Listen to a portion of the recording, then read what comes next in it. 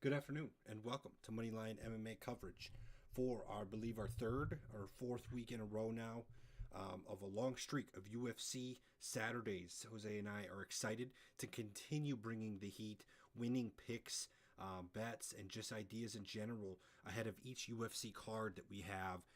And now we're in the middle of this long streak. Of course, we're just coming off UFC 312, in which Sean Strickland challenged to get his middleweight title back and ended up losing to Rodrigues Duplessis.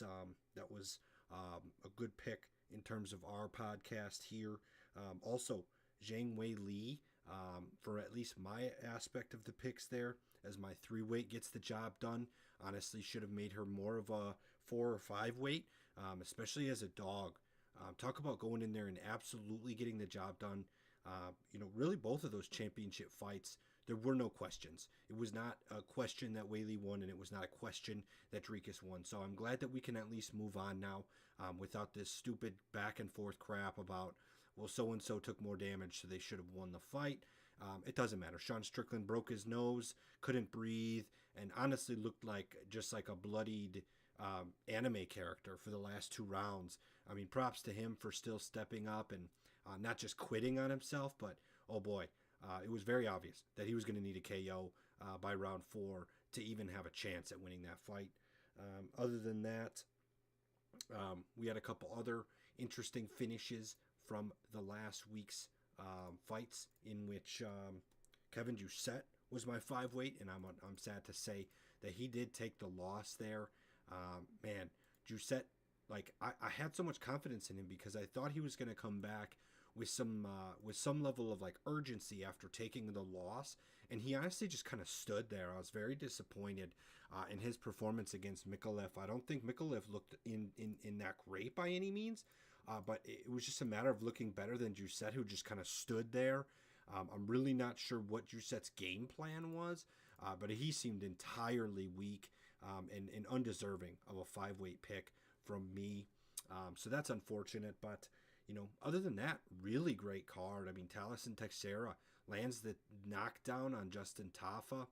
Knockout, I should say. Knockdown and knockout, really, because it was a knockdown followed by some elbows that got the finish from the referee. I mean, wow. Talk about performance of the night. So maybe my 5-weight doesn't hit, but my 4-weight does.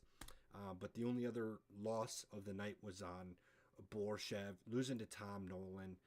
Slava Claus looked okay at times, but in the end got taken down by Tom Nolan and didn't win that fight just by points. And honestly, I don't disagree with the refs by any means. I'm a big fan of Slava Claus, but he's got some holes in his game to clean up if he wants to continue to find himself a UFC career. So overall, not a bad night for us here, 3-2. And specifically, we're going to look to get back to our winning ways of our 5-weights. Here at Moneyline and MMA, we're above 75% win rate on those 5-weights. It's just a matter of staying consistent and getting those wins every single week. And that will continue. For anyone new here, we present our picks of each UFC card coming up on Saturday night in order of a weight confidence system, in which we separately take 5 fights from the currently scheduled fights of Saturday night, and we pick them in order of confidence, with our 5-weights being the most confident and our 1-weights being the least confident. We make these picks individually from each other, and then we go into this show just having the knowledge of our weights right before, so we know what order to go in, because we always go with the locks of the week, aka the 5-weights first. So without further ado, let's dig in to Saturday afternoon. A pretty eventful card for us. It is in the UFC Apex, so we're not, we had the pay-per-view and we had the Saudi Arabia card before that. This is going to bring us back to a little bit of familiar ground, a familiar octagon, a little smaller, close quarter situation in the UFC Apex, which means that we've got some early afternoon fights. These prelims will start at 3 p.m. Central Time. So actually, in terms of Vegas time, that's going to be an early, like a midday fight card, starting at 1 p.m. their time, 3 p.m. Central. You'll probably see the main card started around 7 p.m. Central Time, maybe 5 p.m. Central Time. That being said, without further ado, let's get into it. We're going to start, as I mentioned earlier, with our locks of the week. My lock of Saturday afternoon is actually going to be in the main event. This is pretty rare for us here on Moneyline MMA. We often go multiple fights before we get to the main event or even the co-main event. But tonight, I'm highlighting my 5-weight as the favorite, RoboCop. Currently, RoboCop is the minus 230 favorite, and Cannonier is plus 176. And to me, it makes complete sense as to why that is the case. RoboCop's coming off 3 straight wins. He lost to Bruno Ferreira, which is a tough loss. You get finished in the first round, no doubt about it. But you can't argue a guy that's 5-1 in his last 6 fights. Of course, fighting against Jared Cannonier, who can't necessarily say the same. He's 3-3 in his last 6 if we look at the same time frame. But no doubting about it that Jared Cannonier is fighting higher level competition, right? Of those last 6 fights, Jared challenged Izzy for the belt and lost. He fought a former champion who just fought for the belt again, Strickland, and beat him by split decision back in 2022. So we have to keep in mind, too, that Cannonier kind of hasn't been the most active, right? He's only had 1 fight in 2023 when he beat Marvin Vettori, and then 2 fights in 2024. So only 3 fights since December of 2022. And he is 1-2 in those fights, with that one being Marvin Vettori, who, look, I don't want to drag on Marvin Vettori, but he's also not really that active. Marvin Vettori did not fight once in 2024, and in fact, that loss is still his last fight on his board. So I have no real reason to think Marvin Vettori is some sort of really tough loss. Marvin Vettori is an okay middleweight, but he's not anything impressive. I would fully expect RoboCop to also beat Marvin Vettori at this point. And the fact that we're getting a decent line, minus 230, another thing I'm looking at with Cannonier is I just think he's kind of old, and I hate to just rag on a guy's age too much, but he's in his 40s. He's officially in his 40s. And we all know you lose power as you get old, and your chin, right? The one thing that you can't train, the one thing that is really kind of genetically given to you, your chin, it's just not guaranteed forever.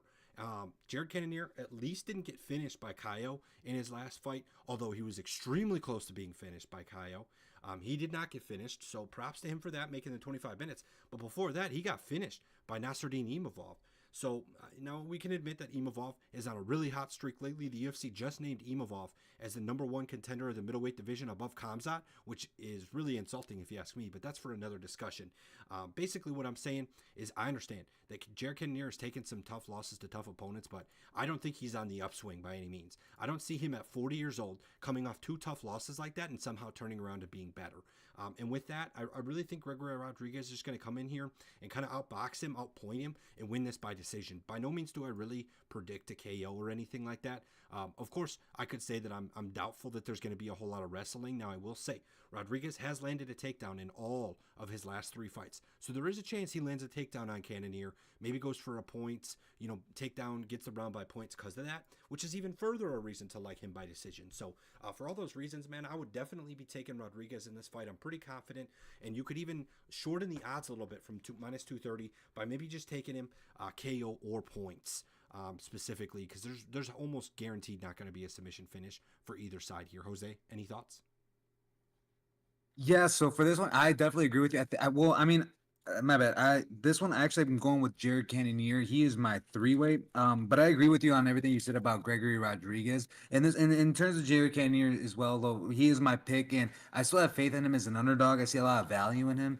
The opponents he's gone against, just Nasruddin Imavov, he just beat Izzy, and then Kyle Barajo, he's a rising prospect as well. So those dudes, no shame in them, and Gregory Rodrigues too. He's somewhat of a rising prospect as well. But the thing is, I do question some of his losses as well. And it's like, even though they've been a while, but he's lost to Armin Petrosyan and Bruno Ferreira, and he's beaten people like Brad Tavares and Christian Leroy Duncan, and I just don't. Even though he's been very active and he's beating these dudes, they're just not, to me, not the most impressive, and they're not the most impressive wins yet. While Jared Cannonier, his wins too, I think they're just a little more impressive. Like when he beat Derek Brunson when Derek Brunson was like Gold Brunson and he was on a tear himself. He beat Kevin Gastelum shortly after he went to war with Izzy, and he went going toe to toe with Sean Strickland, and if I recall, I thought Sean Strickland did win that, but he it was such a close call. He did enough.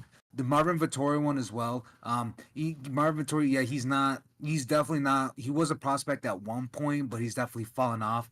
But so that was definitely a gimme. But I just don't think that. I think he still has more in the tank, even though he's 40 years old. And I'm usually against like siding with these older guys. I just think Jared Cannonier, he's just his experience and the people he's gone, the fighters he's fought against, and he's a finisher. Like both of these guys are actually finishers, but I just the power that Jared Cannonier he carries, that he has that heavyweight power in his fists. So in this one, I agree with you. I think this one is not going to really be on the floor as much. I think it's going to be obviously on the feet and in a striking match. And Jared Cannonier does have a 2.5 inch reach advantage over Gregory Rodrigues.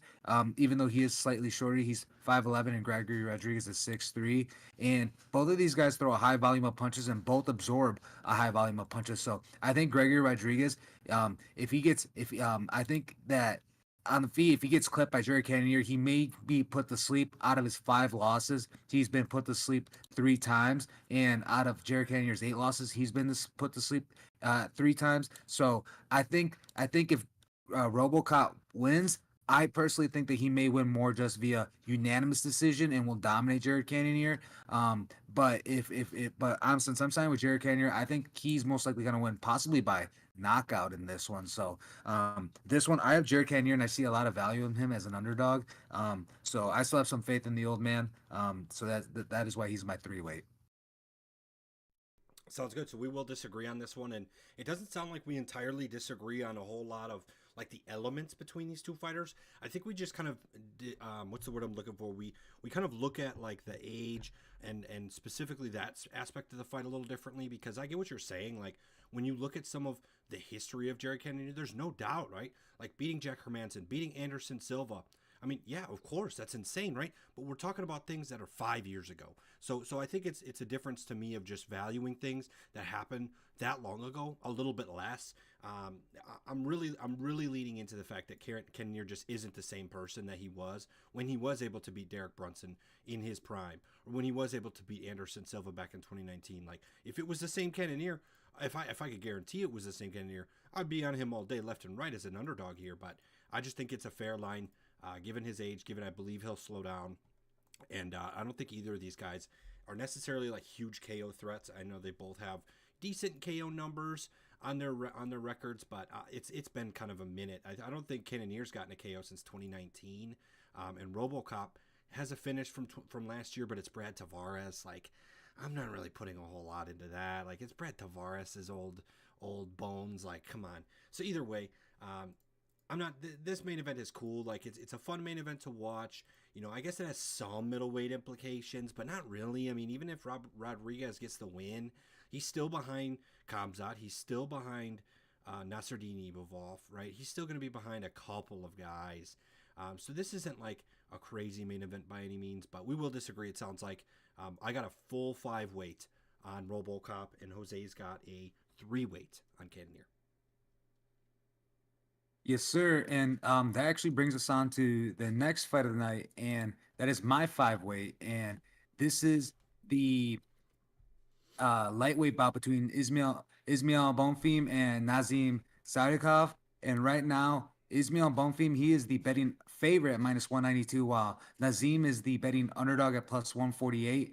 This one, I'm leaning towards Ismail Bonfim. I think this one for me, the biggest reason why I went for him was just his experience versus Nazim's. Nazim being 9-1 and 9-1 and Ismail being 20-4, while just only 29 years old. To me is just, I think that's what I'm weighing the most. And his last fight, he looked extremely good, just winning unanimous decision. And before that, he did get submitted by Benoit Saint Denis, but Benoit Saint Denis at that point was a rising contender himself. And prior to that, he had that phenomenal flying knee against Terrence McKinney. So this one, I still see Ismail Bonfim have a lot in the tank with him. And while Nazim, he's just coming off a draw right now against I'm gonna butcher this, but it was your Slava boy who, Claus. Slava Claus, Slava Claus, who just obviously just lost this past weekend by unanimous decision. And as you even said earlier yourself, like he needs to kind of like change some stuff up, or else he may not even have a future in the UFC. So just going toe to toe with him and getting a draw, like I would have been more impressed if he actually straight up got a win. And but so to me, that is what's giving me a little more hope in leaning towards Ismail. And not to mention, again, the biggest one to me is the experience level. And so that's why I'm just going with Ismail. I like Ismail's resume a little more, and then how they just match up physically. Ismail has a 2.5 inch reach advantage over Nazim, and they both throw a high level of strikes. But Nazim, he himself, he hasn't been in the UFC as long as Ismail. Both actually have been kind of for a while, but not as many fights, I should say. But for how short these guys have been in the UFC, Nazim just definitely gets clipped more than Ismail does. He absorbs 5.72 significant strikes per minute, and that's really high. And a lot of times, those fighters, they absorb a lot. They usually are throwing a high volume themselves, kind of like a Justin Gaethje, but that always leaves the risk for them to be knocked out. Which again, that's what happened with Justin Gaethje when he fought Max Holloway, two high level strikers. When you have two high level strikers, I personally I'm always going to side with the one that's just absorbing lesser punches, and also the one that has a slight reach advantage. So Ismail having the 2.5 reach advantage plus absorbing less strikes compared to Nazim, I think, and he also lands more per minute than Nazim. He lands 5.8 while Nazim 4.94. It's definitely going to be a phenomenal striking match, and I think if anything, Nazim's going to try to wrestle more and get the takedown over Ismail, but Ismail has a 76 takedown defense, so this fight is also most likely, I just see it mostly on the feet, and Ismail's going to get the better end of the exchange on the feet and land slightly more. So that being said, I'm going with Ismail Bonfim as my 5 weight. What are your thoughts on this one, Nick? So we'll go back to our agreeing ways here, as I do agree with you on Mr. Ismail Bonfim. He's my 2 weight. I thought for a second he was my 3 weight, but actually my 2 weight.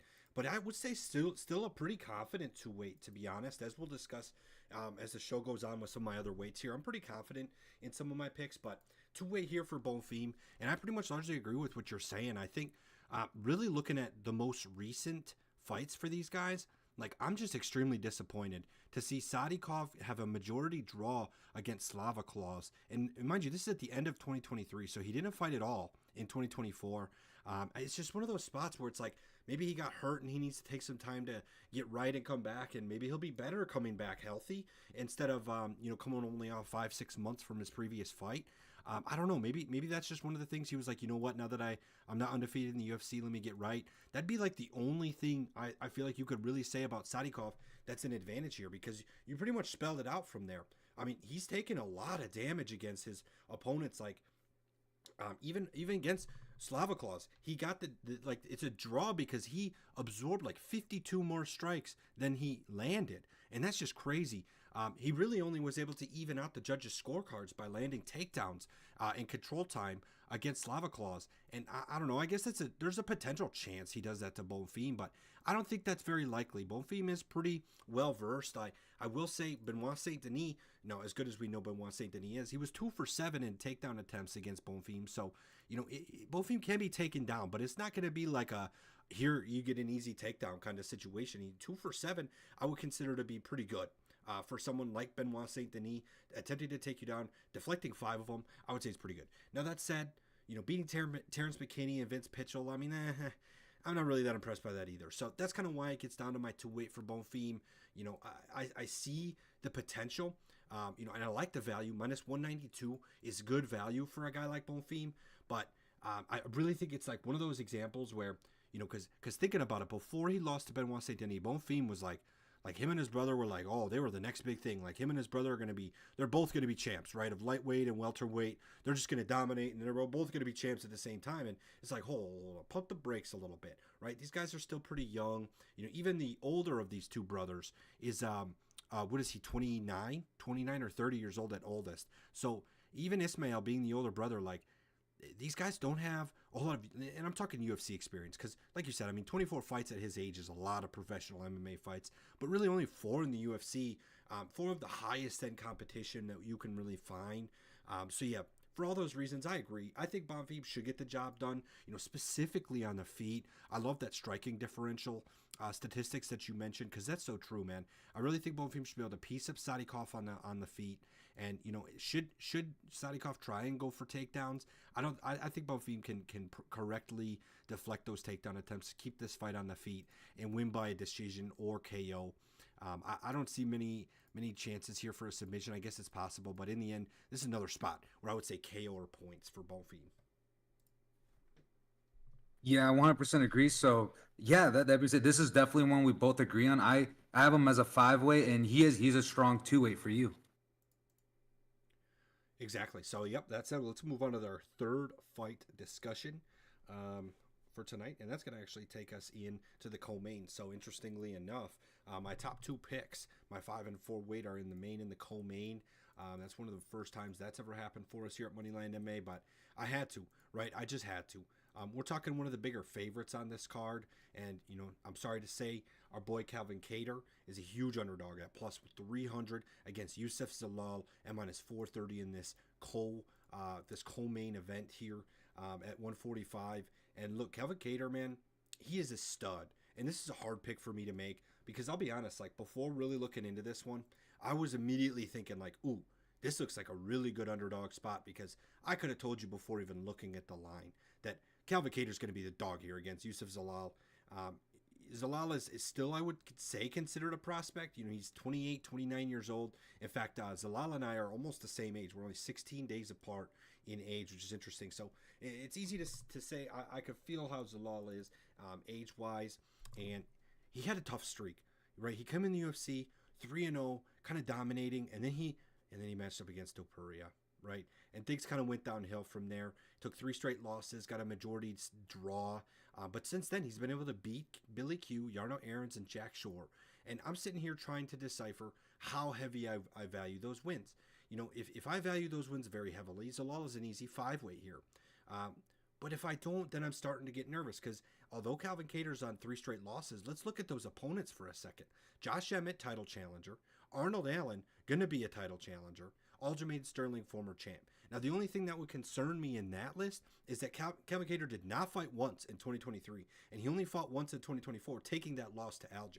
So we're talking since October of 2022, Calvin Kattar's only fought once, and that once was a loss. It was a very decided loss. He landed 8 strikes in 15 minutes against Aljo. That's bad. UFC 300, I think it was a prelim or it was one of the early main because it was UFC 300. It's a huge card, but holy crap, is that bad? 8 and let's mind you, Aljamain Sterling's coming up a weight class. He was at 135, coming up to 145, and just dusted Kattar. You don't honestly see that very often with the lighter, the lighter, smaller guy gaining 10 pounds. And I guess you can make the argument where it's like, well, maybe Aljo was at his comfortable weight, so he didn't have to cut as much and he felt better. I don't know. If that's the case, then maybe Calvin Kattar needs to go up to lightweight or something because he just looked pathetic. And I'm not going to rag on him any more than that because I'm a fan of Calvin Kattar, but I am not going to pick him as a dog against a guy like Youssef Zalal after watching a performance like that. I mean, Youssef Zalal is not very different from Aljamain Sterling. Youssef Zalal has an impressive wrestling pace. Youssef Zalal has won 3 of his last 3 fights before he, to finish that losing streak, he submitted 3 straight opponents by submission. Well, that's kind of redundant to say he submitted 3 opponents by submission. Duh, that's what I said. He submitted 3 opponents, rear naked choke, arm triangle, you name it, right? And Calvin Kattar is the kind of guy that I feel like can get taken down and choked out. It's only happened once in his professional career. So to be fair, he's really good at his game plan, right? I think going against Aljamain, for example, using that fight, he probably figured Aljo was probably just going to try to jump on his back and submit him. And look at that. He made it 15 minutes without being submitted. Aljamain still landed 8 takedowns and had over 10 minutes of control time. So whether or not he gets the submission, that fight was such an easy decision for the judges. So I'll say the same thing about Zalal. Maybe Zalal doesn't get the submission like he has his last 3 opponents, but if he's on Kattar's back for 10 minutes like Sterling was, it's a no freaking brainer. It's not even close. So man, this to me is easy. As much as I'd like to say take a bet with like win inside the distance, decision, no action, which means if the fight goes to decision, you get your money back, and if Zalal wins by inside the distance by KO or submission, you win your bet. That's not the worst bet to make here, but I see multiple avenues in which Zalal also wins this by decision just by control time, because Kattar has proven to be hard to submit, but not hard to take down.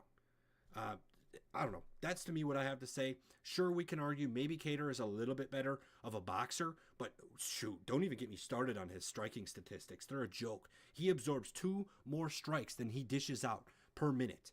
2 full strikes in the negative. That's really bad. That's really bad. Jose said about the last fight we were talking about, the fighter absorbs over 5.5 strikes per minute. Calvin Kattar is at 6.75. Yikes, man. That is just not defensive boxing. That is not going to be conducive to beating these young guns like Zalal, who are just going to come in hot, come in guns a-blazing, trying to push finishes. Kattar is not a finished fighter. He is a points fighter. I think that's going to bite him in the butt here. Pretty easy pick here for me on Zalal. What do you think, Jose? Yeah, Nick, I'm gonna agree 100% with you on this one. I got Yusuf Zalal, but he is my 2-weight, and reason is that Calvin Kattar, like, he's just going, like, he's on his 3-fight losing streak, but to be honest, all his losses, he's just paired in losing to like some of the best. Like his first UFC, he lost to Zabit back in 2019, and then Max Holloway in 2021. Josh Emmett, Arnold Allen, Aljamain Sterling. These are all former either champions or title contenders, and Zabit was just like a major what if in the UFC. So that being said, like, he's lost nothing but to the best of the best. And again, when you fight Calvin Kattar, you know what you're gonna get. You're gonna get a stand-up boxer, just pure boxing. And even then, like, there's been fighters that have outboxed him, like Max Holloway and Yusuf Zalal. He's not as high level of a striker as Calvin Kattar, but he's definitely a better grappler. And most of his wins also come by submission. And even though you mentioned that Calvin Kattar, it's hard to submit him, I agree. He's not that hard to take down. So I think Yusuf will take down Calvin Kattar, but I do think he may be one of the very few people that will be able to submit Calvin Kattar. Calvin Kattar, out of his 8 losses, has only lost by submission once, and Yusuf has won out of his 16 wins. He's won 9 by submission. So I actually have some confidence that he will win. If he wins this, it's going to most likely be by submission, because if it goes the distance, there's a good chance Calvin Kattar could actually win this by decision, just because of him piecing up Yusuf Zalal. If Yusuf decides to keep the fight on the feet long enough, so if Yusuf doesn't dictate the match and take Calvin Kattar down and try to strangle him, or at least get control time and just beat him on the ground with ground and pound, it can be a tough one. Like, that's why I have Yusuf as my 2-way, just because if he doesn't implement that game plan to out-grapple Calvin Kattar, he could possibly lose it by decision, and even get knocked out, because Calvin Kattar does have that KO power.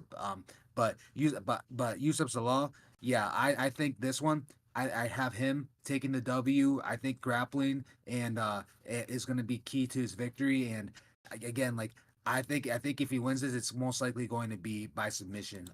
So and then even then, like, his striking, how much he lands per minute isn't nearly as high as Calvin Kattar's.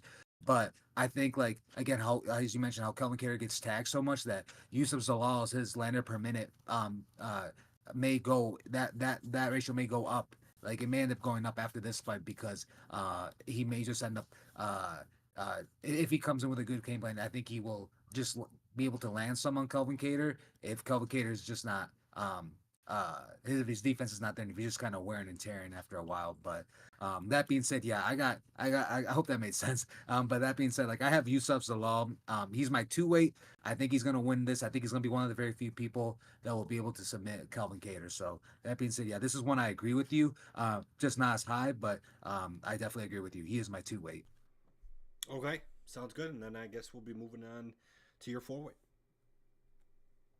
Yeah, my 4-weight, this is the middleweight bout between Dylan Butka and Edmund Shabazian. Right now, Edmund Shabazian is a big betting favorite at minus 350, while Dylan Butka is the betting underdog at plus 255.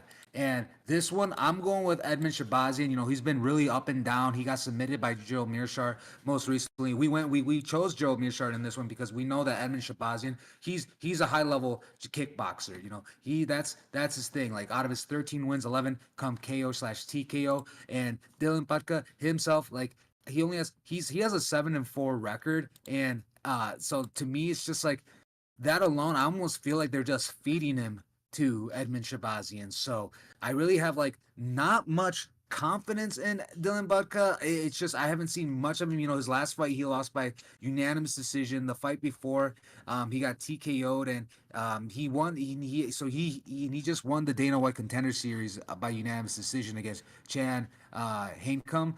But that being said, like he has yet to get like a solid win in the UFC, while Edmund Shabazian, even though he has been more on the losing side as of lately, he does have some solid wins in the UFC, and he's been in the UFC since 2018. So I just think his experience he's a 27, he's younger than both of us, and both of these guys are young, but as 27 and having 18 fights under his belt is just that's a pretty well experienced guy. So that being said, I just think Edmund Shabazian is going to come in and dominate on the feet overall. And how they match up physically, they both don't. Neither guy has a reach advantage, but Edmund Shabazian is the slightly taller fighter. He is 6'3", and Dylan Butka is six exactly. And when it comes to the striking landed per minute, obviously because Edmund Shabazian's been in the UFC longer, he does absorb more per minute. But he also throws a high volume of striking and a high level of punches. Lands 3.77, and he does have phenomenal head kicks as well. I think he knocked out Brad Tavares with a head kick, and he does throughout his fights, he's landed some good head kicks. So I think that he may be able to put out Dylan Butka in this one. So that being said, that's why I have Edmund Shabazian as my four-way. He once was a prospect in the UFC, and he's not really much viewed as that right now, but he's only 27 years old, and I think he can really turn his career in the UFC around because he still I think it will be entering his prime, and he's just learning still. And even against Gerald Mearshart, he tried to grapple with Gerald Mearshart, which shows that he has the confidence in there. But we just knew that Gerald Mearshart, like you just can't out grapple Gerald Mearshart. You can't out grapple a guy and out in submit a guy that has the most submission victories in middleweight history. So that being said, like he had the confidence there, so it's obviously coming from somewhere. So I wouldn't even be surprised if he does show a little bit of grappling in this one. But I truly think kickboxing is going to dominate this. So I'm leaning towards Edmund Shabazian on this one as my four weight. What are your thoughts on this one, Nick? Man, so we are gonna in this one we're gonna disagree, man. Um, this is another tough one for me. It's my one weight though, so I'm by no means like extremely confident here, but I am taking Dylan Budka with my one weight. Part of the reason is of course value, right? I see plus 255. Edmund Shabazian being a minus 350 favorite against almost anyone that is basically borderline not even a UFC fighter is crazy to me. I'm really not trying to knock Shabazian that hard, but he has very much struggled in his UFC run. I understand he started off with 5 straight wins, but all of those guys besides Brad Tavares are pretty much no names. So maybe that's offensive, maybe that's not. He goes on and loses to a bunch of good fighters, right? Derek Brunson, Hermanson, Imavov. Those are great fighters. Fluffy Hernandez, and then Mearshart. So I see it, right? Edmund, he seems like a good fighter, but that value is just way off if you ask me. Dylan Butka still lands over 2 or just about 2 takedowns per 15 minutes. I would expect Dylan Butka to be better wrestler, and also be way higher submission chance. I can simply look and see that Edmund Shabazian has 11 KO wins, 1 submission win, and 1 decision win on his record. So to me, of his 13 wins, pretty much Edmund Shabazian gets a KO or loses. I mean, that's pretty much what it is, right? Yeah, okay, 2 other fights had other conclusions, but those didn't really even necessarily come in the UFC anyways. So, I don't know. I'm not really convinced that Edmund Shabazian is much more than just KO or bust. And Dylan Butka, on the other hand, has 4 decision wins, 2 submission wins, and 1 KO win. It's almost the opposite, right? Where he doesn't really get KOs, but he can submit somebody, or he knows how to win by points. And that's what I'm really looking at here. I think there's a good chance Dylan Budka, and what I'm hoping for with my one-weight pick here is that he's got a good corner, he's got good coaches that are going to tell him, hey, you can take this guy down and you can beat him up on the ground. You don't have to stand and let him kickbox with you. Yeah, of course, this guy has the chance to get a kick knockout against somebody, some crazy stuff, right? Okay, so then take him down. He can't really use his legs anymore. And that's what I would do if I was Dylan Buckeye. I think he has the skills to do it. I think he has the tools in his tool belt, and I think he gets it done. Maybe I'm looking too much against the Edmen Shahbazyan's losses, and because of course I realize that Budka's also coming off 2 losses, so that makes sense. But I think the argument applies because Gerald Meerschaert isn't that great, and Andre Petroski versus Gerald Meerschaert would be a decent fight. I feel like they're both really not that great. Cesar Almeida, I think he's still proven to be a pretty good prospect. He's 4-1 in the UFC. I guess 3-1 if you don't count the Contender Series. So Cesar Almeida is not a bad guy to get knocked out by whatsoever. So to me, this is a fight that I first of all question why it's in the main event. In all reality, this is a decent matchup for these 2 fighters, but these guys are not main event worthy. Come on, Edmen Shahbazyan should be on the prelims no matter what. And Dylan Budka hasn't won a fight in the UFC. I mean, what are we doing here putting this fight on the main card? We're probably going to ask this question a lot just because the UFC's got so much volume of fights coming up that they're bound to have some weird, questionable fights on the main card. But I mean, what is this crap? This is a preliminary fight, in my opinion, in which I'm still picking Budka to win because of value at a 1 weight.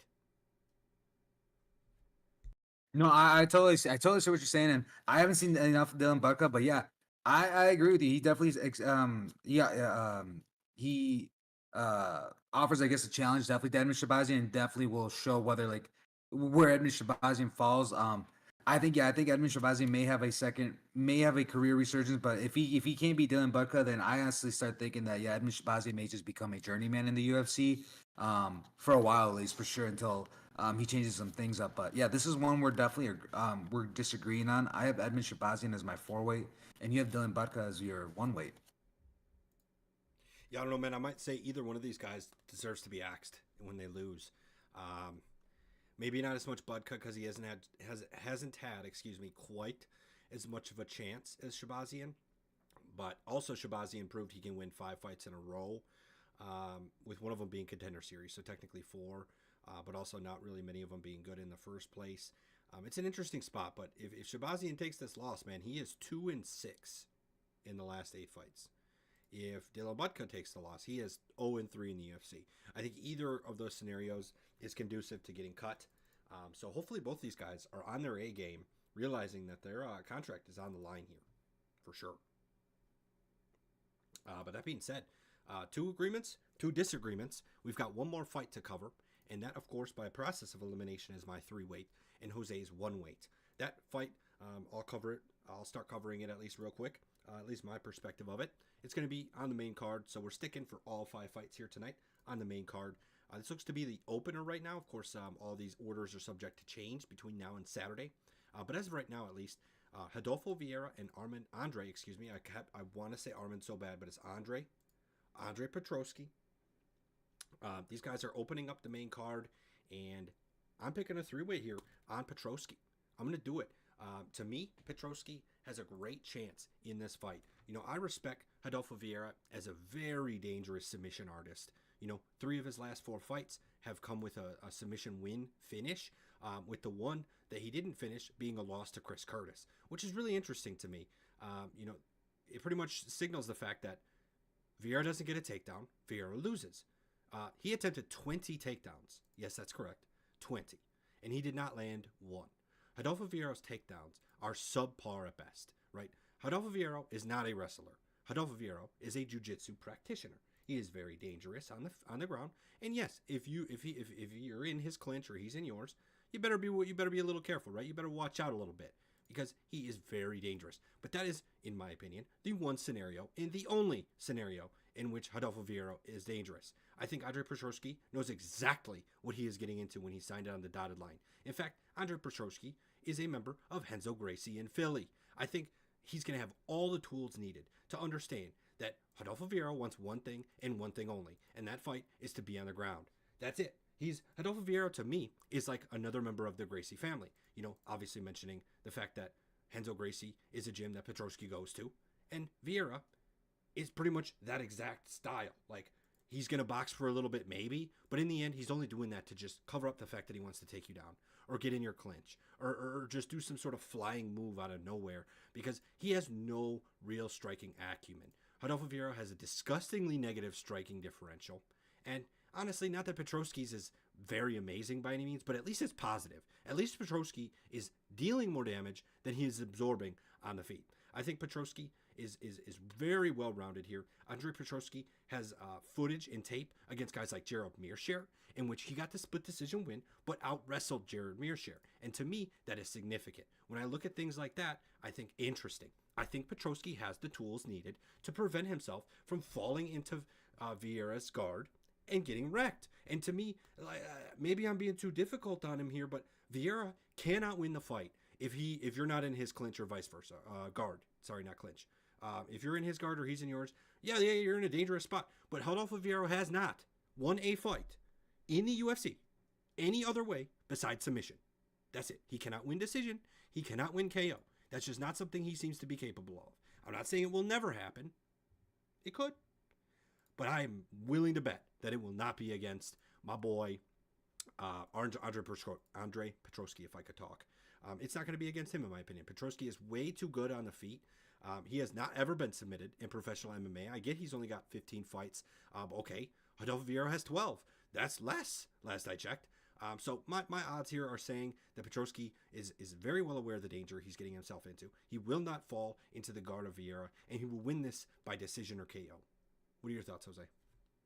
Yeah, Nick. So, I do agree a lot with what you said on Andre Petrosky. For me, he was kind of a tough one to figure out. He's just out of his 12 wins. He's just pretty spread out across the board on how he wins. He's pretty well rounded. He's got 4 KO/TKOs, 4 submissions, and 4 decision wins. And as you mentioned, he does have good amount of experience. And that to me, the thing is like with Rodolfo Vera though, I'm leaning towards him just because of the submissions, the high submissions, and the fact I'm looking at it in terms of Andre Petrosky. If he does go and force a takedown on Rodolfo Vera, I actually think he may actually fall into his guard and just get submitted in some type of way. It won't be easy, but I definitely think on the feet, even on the feet, I think that Andre Petrosky may clip Rodolfo Vera a little more. Rodolfo Vera does absorb 4.6 significant strikes per minute, so I think on the feet he's going to clip him up.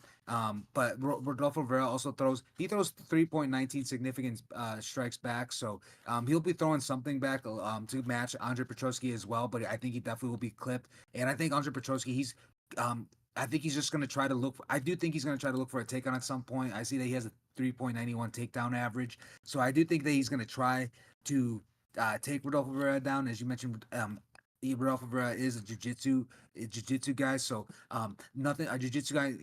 When they would love nothing more than to be matched up with a guy that's going to try to force a takedown. And so that being said, that's why I'm kind of leaning towards him on that one. And the fact that he was able to submit Armen Petrosyan in the first round, and some people, not sure what they would think about Armen Petrosyan, but Armen Petrosyan, he just lost to Shara, but in that first round to Shara, he didn't look bad, he did go toe to toe with Shara, and prior to that, he obviously then he got submitted to by Rodolfo, but Armen Petrosyan, he's not gotten a solid win. I think the most solid win he does have is actually at Gregory Rodrigues RoboCop, but that was by split decision.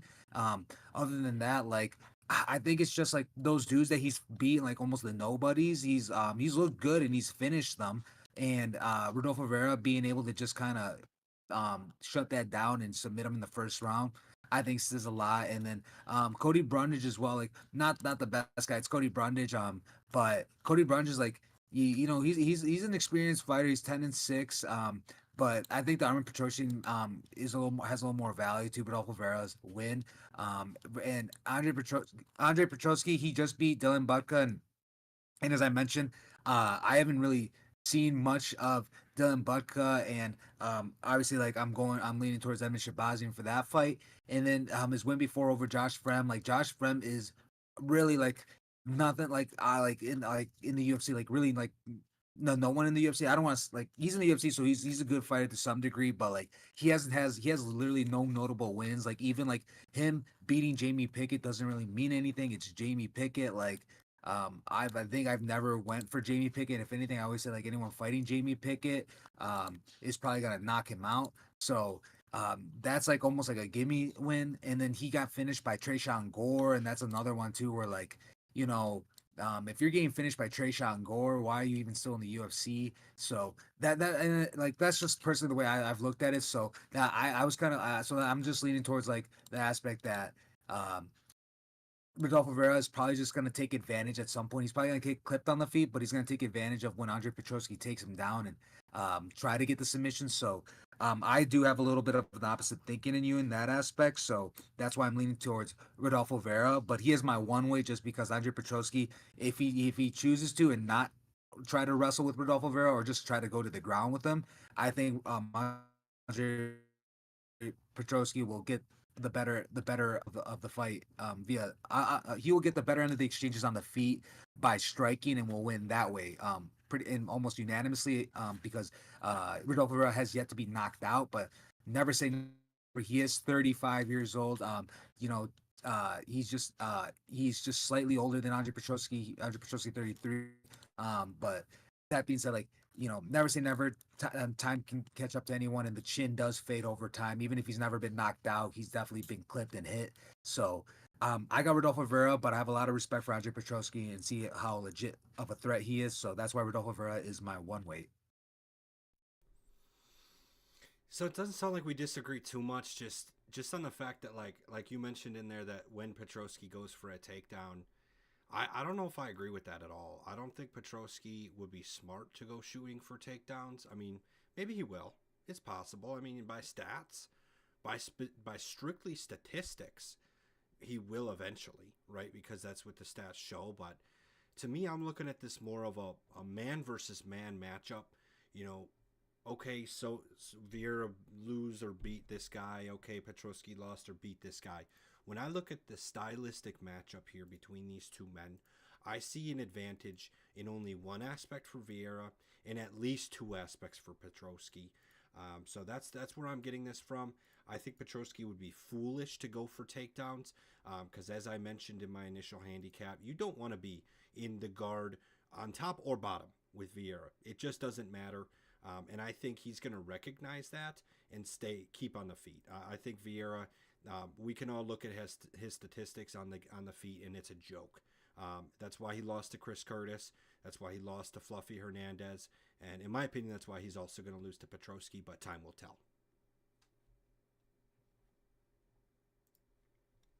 So yeah, that said, that's a little bit more of a confident pick for me, a little less since it's Jose's one weight.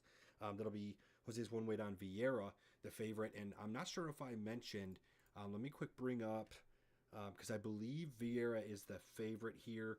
Rodolfo Vieira is the minus 225 favorite, and Petrosky's plus 172 as a dog there. So that does make me feel even better about some of the value I'm getting on that fight. But yeah, that said, just as a quick recap here, my 5 weight is the main event in Gregory RoboCop Rodrigues. My 4 weight is Yusuf Zalal, Jose's 5 weight Bonfim, specifically Ismail Bonfim on the main event. Edmund Shabazian is his 4 weight. That'll make the Moneyline MMA lock of the week is actually going to be Bonfim, Bonfim, because that's one of the only agreements we had. That'll be Jose's 5 weight plus my 2 weight for a total of 7 confidence points. From there, we actually kind of disagreed since Jose's 4 weight is Shabazian. My 1 weight is Budka. We disagreed. And since I picked Rodrigues and Jose picked Cannonier, we actually have disagreements on both of our 5 weights. So we'll see how that plays out. We'll, of course, have a recap on this show in a week from, not a week from today because we're recording a day late. So actually, technically 6 days from today, we'll be live again for the next event for the UFC. As I mentioned at the beginning of the show, we've got a good considerable number of fights coming in a row for us. Of course, this fight at the UFC Apex on Saturday. And then following that, for our next show here at Moneyline MMA, we will be discussing the Seattle. It's going to actually be UFC Seattle. and it's going to be between Henry Cejudo and Yadong Song. It'll be a very fascinating bantamweight main event there, with a couple of other interesting fights on there. Curtis Blades starting out the heavyweight main card there. Interesting to see Curtis Blades on a fight night opening a main card. That seems a little low for Curtis Blades, but I suppose he is taking some losses as of late. But anyways, thanks for listening. Make sure to tune in next week on Monday afternoon. We'll be getting back to our normal schedule of going live. Have a great week.